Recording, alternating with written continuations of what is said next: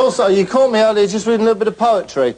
I don't know if you read poetry, you must be familiar with the works of Anne MacDiarmid. Anne MacDiarmid, a fantastic poetess, one of the leading poetesses of this century. Beautiful poem here. I love men, men in shorts, men in suits. I love men in tracksuits. I love men naked. I just love men. I can't get enough of them. Men, men, men. That's men. And one of our others here, especially poignant one, this is more men. Men, men, men, how lovely men are.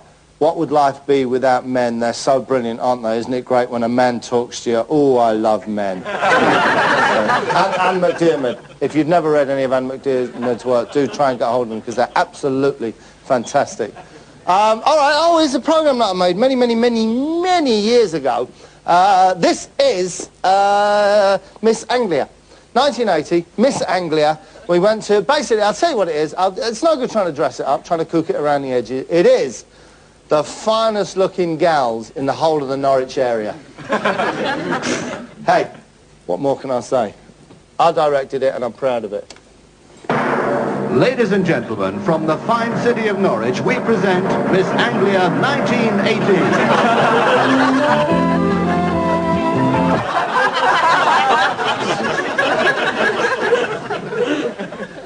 I'm sorry, something funny happened. I'm sorry. Oh, you just got the men without qualities thing, did you? No, I'm sorry, this is beautiful. One thing I did say, where this lady slightly fell down, was I did say to them, now, look at the camera and smile, okay? Naturally, don't make it look forced, but please, if you could all, in future, just look at the camera and smile.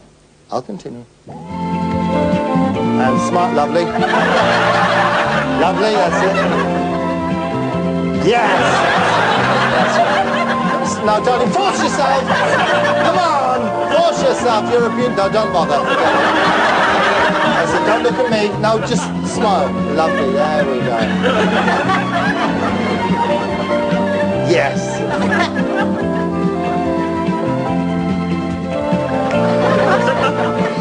That's it. Teeth and eyes, darlings. That's it. Lovely. It was a rare treat to do. It was a cacophony, ladies and gentlemen. A cacophony of babe flesh, all right? And who did we... God, I can't remember. Who did we have hosting it? 1980, it's a long time ago. I know we would have had a suave host presenting it. And now, a warm welcome... Yeah, come on. No, all right. Maybe to you younger people with your Erasias and your prodigies. But in our day, Vince Hill was the epitome of smooth, wasn't he, with the big collars? Edelweiss.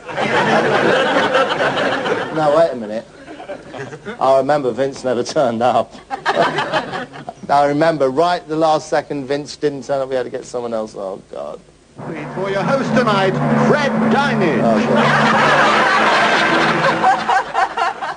now, all right, not quite as smooth, but I'll tell you one thing about Fred, a master of the language, a master of the English language. Now, during that year, the winner tonight will travel all over the Anglia area, really representing the company, being a sort of ambassador, or perhaps the word is ambassadress. No, the word is... It's a non-gender word. The word is ambassador, but it doesn't matter. He's gonna... No, come, shut up. He's struggling. Very important that our judges tonight choose a girl who's not only very attractive, but also has lots of charm and personality and character and all that sort of thing as well. Charm, personality, character, and all that sort of thing. Well, one girl who's got all of those qualities is last year's winner of the competition, Heidi Lechelder. It says something about the quality of the women in Norwich that last year's winner was, in fact, a picture. Last year's winner was a drawing. Anyway, back to Fred. I remember this. This is coming out of the break, and Fred here coping with one of the things that can waylay you in the presenting world, and that is the big build-up back and nobody clapping at all. Lovely little bit of sarcasm as well from Fred.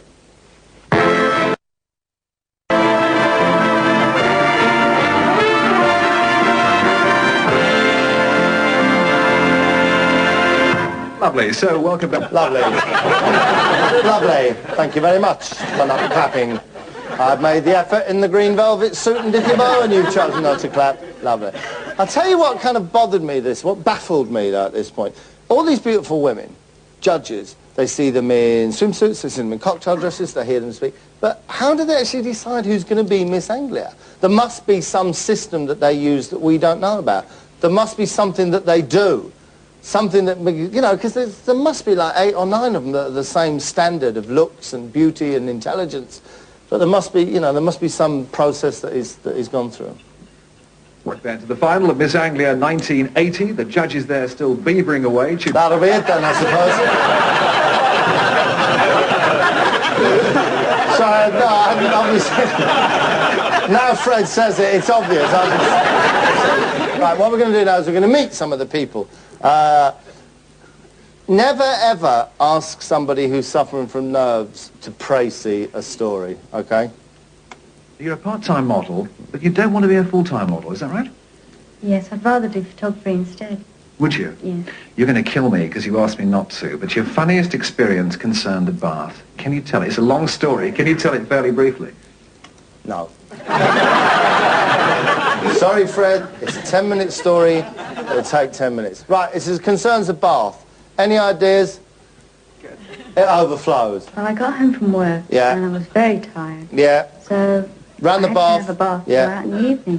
Fell I asleep. went upstairs and I started to run the bath, Yeah. but I decided to have a lay down. Okay, bath overflowed. No. If you want to tell a story on live television, make it short, snappy, funny, and to the point. Have a look at this.